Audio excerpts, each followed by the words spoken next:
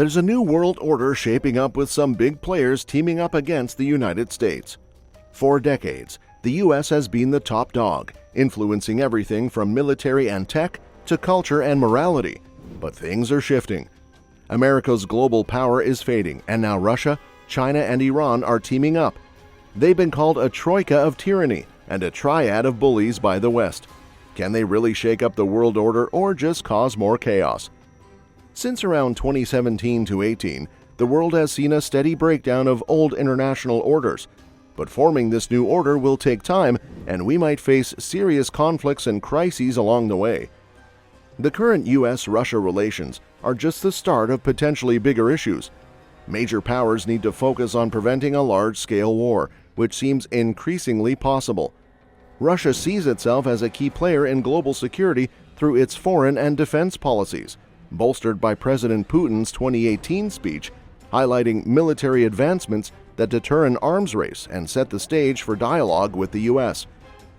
Improving U.S.-Russia relations isn't on the horizon, largely due to internal issues with Western societies and the international community. Instead, Russia plans to deepen ties with China and India while fostering cooperation with U.S. allies like Japan, South Korea, and sometimes Western Europe. These allies don't want further escalation between Russia and the West or the U.S. Strengthening these bonds appears crucial to resolving conflicts without upheaval in today's world. Russia's strategy is to stay flexible yet strategic in building a stable and peaceful world order that serves its interests. With the U.S. and Europe currently unwilling to collaborate on this front and adopting more oppositional stances, the emergence of a new international order seems more likely in the 2030s or 2040s, after shifts in leadership within the U.S. and EU. The collapse of existing global and regional political and economic orders has caused widespread confusion among Western elites and tension in global politics and the economy. This decay, though long brewing, has only recently become apparent, akin to tectonic plates shifting in international norms and behaviors. The most significant change is the end of the West's 500-year dominance in politics, economy, and ideology, largely due to the loss of military superiority that began in the 16th and 17th centuries. Previously, Europe did not hold primacy over other civilizations. Many scientific and industrial advances came from China, Persia, and the Arab world. European naval power, especially by the Spanish, Portuguese, and later British navies, propelled Europe's global dominance through colonization and control of key regions. Despite China's earlier naval superiority, Europe's ability to project power overseas led to the conquest of the Americas, Africa, and South Asia. Russia, once aligned with the West, also expanded rapidly due to military advancements, such as using cannons against local forces. This military prowess facilitated the quick conquest of Siberia and later Central Asia in the 19th century, reinforcing European and Western global dominance. World history, traditionally told from a European perspective, reflects the triumphs and influences of European powers. For instance, Germany's Ferdinand von Richthofen coined the term Silk Road to describe the historical economic and cultural exchanges between China and the West. Today, China has rebranded this initiative as One Belt, One Road, reclaiming its narrative in global interactions. Similarly, terms like Middle East and Far East, coined by the British, reflect how distant these regions seemed from Europe, despite Siberia still being referred to as the Far East. In the coming decades, humanity will undergo a profound shift in historical perspectives, moving away from narratives dominated by Europeans. Byzantium, often disparaged during the medieval era, will be recognized for its role in preserving and developing European culture, alongside influences from the East. The histories of Chinese, Indian, and Persian dynasties will be elevated to the same importance as European royal houses like the Stuarts, Bourbons, Habsburgs, and Romanovs. This shift will challenge existing cultural and historical identities, including those of European and Russian origin. The turning point in Western military and ideological supremacy occurred in the mid-20th century with the rise of nuclear-armed opponents like the USSR and China, eroding Western dominance over global affairs. Despite brief moments of perceived Western supremacy after the Soviet Union's collapse, events like the U.S. struggles in Korea, Vietnam, and more recent conflicts in Afghanistan, Iraq, Libya, and Syria have revealed the limitations of Western power. The Trump administration acknowledged this shift, recognizing that the U.S. no longer enjoys uncontested military superiority across various domains as it did in the past.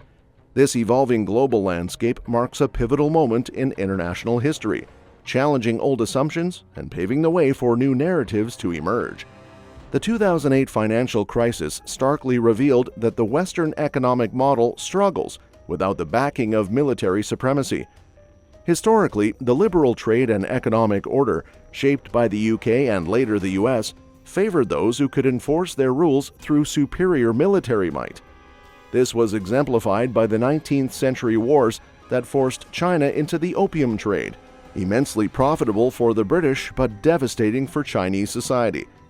The post-World War II liberal economic order, established at Bretton Woods and expanded globally from the 1990s, is now unraveling due to mounting contradictions and the reluctance of rising powers to conform strictly to Western-designed rules.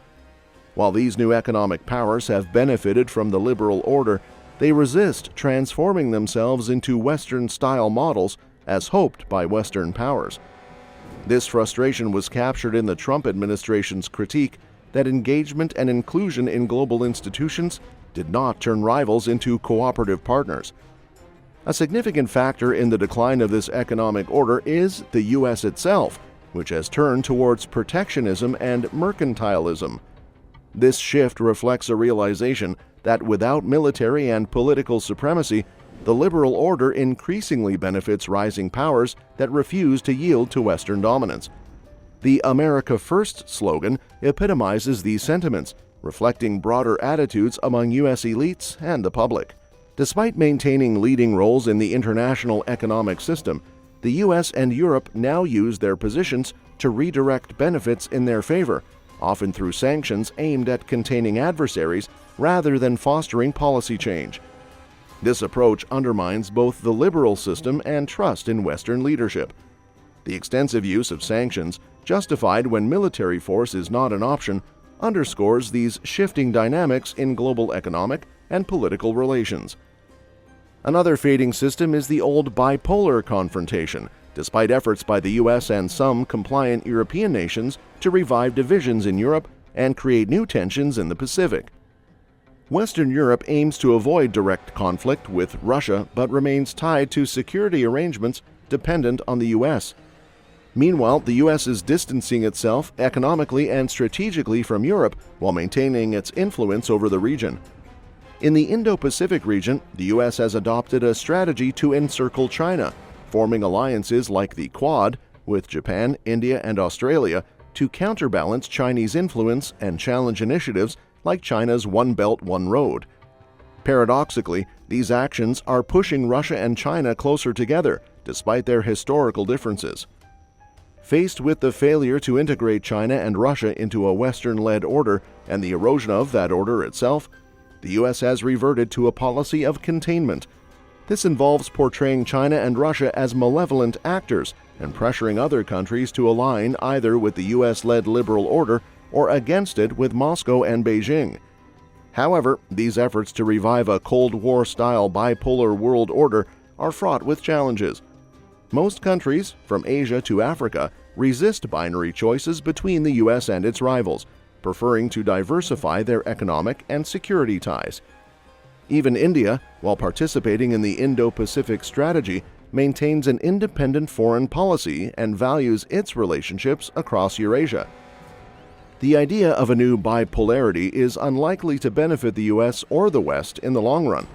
China's rapid growth in science, education, and technology, combined with its authoritarian political system and market economy, positions it to potentially surpass the U.S.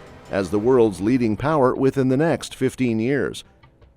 The concept of the Thucydides trap, where a rising power challenges a dominant one leading to conflict, looms large. China's expansion westward and southward, driven by economic imperatives and strategic concerns, will create new centers of development in Eurasia while also heightening tensions with its neighbors. To address these challenges, China will need to engage more in multilateralism and collaborate on regional rules and institutions, rather than relying on external frameworks. Well, that's it for today.